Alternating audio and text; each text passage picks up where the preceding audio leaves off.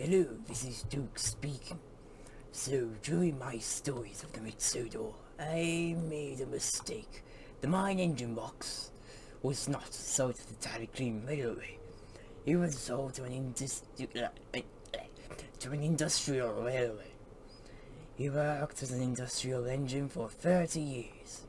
He continued to pull slate, however, due to the railway not being popular.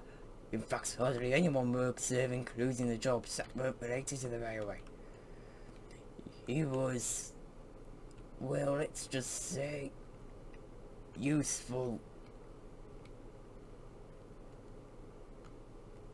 minorly.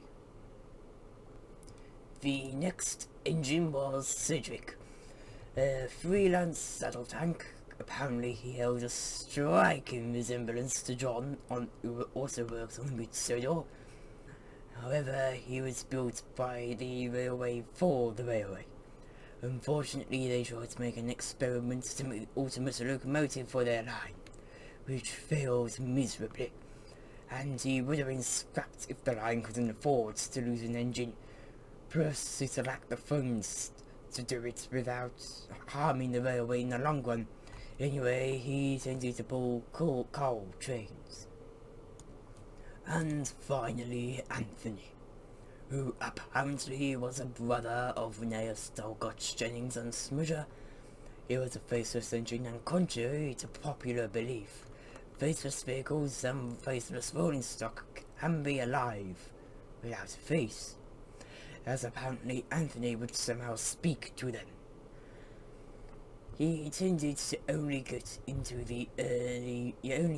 used in the early morning and late evening due to only taking the workers to work and off work, of course. And apparently Rox held a disdain for Anthony due to the troubles we had with Smudger, and Rox left the railway before Jennings could join us. Anyway, these three engines struggled to keep the line going until 1950, when the railway was officially closed. Apparently they had a new controller who spent a lot of money, so he couldn't keep the railway running, and started to illegally run it when it went bankrupt. However, it was eventually stopped and the engines had to say goodbye. I'm worried. You know the rumours that digitalization, I'm aware. We will pull through and we will be reunited. It's time to say our goodbyes. From what I heard, we've been scrapped. What? I listened in to what our controller was saying last night. Me and my crew have started to secretly spy on the controller in the day, given our lack of use.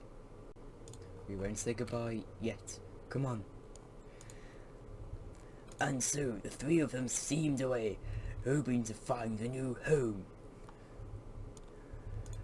Unfortunately, they got lured into a trap by diesels. As far as I am aware, only Rox escaped.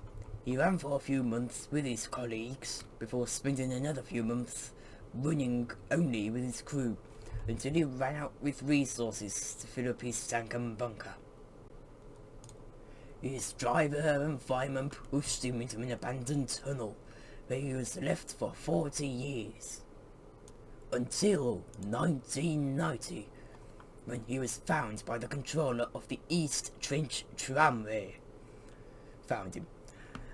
Despite lacking in funds, like Rox's previous railway's owner, he still brought Rox to the works, taking good care of him, as he knew he had a 30-year overhaul.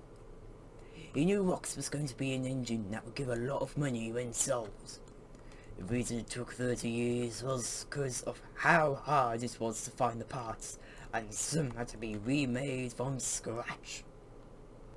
When he was finally repaired, they did a test run that was successful.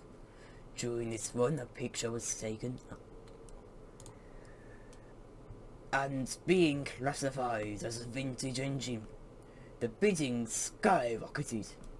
However, eventually a man, Mr. Percival, won and bought rocks.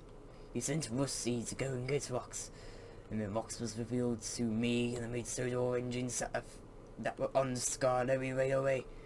Well, let's just say, we had more than a surprise. Rocks is now a mixed traffic engine, mostly used as a mine engine, but then he also is used a lot for other jobs when he can. And that is the end of Roxy's story so far.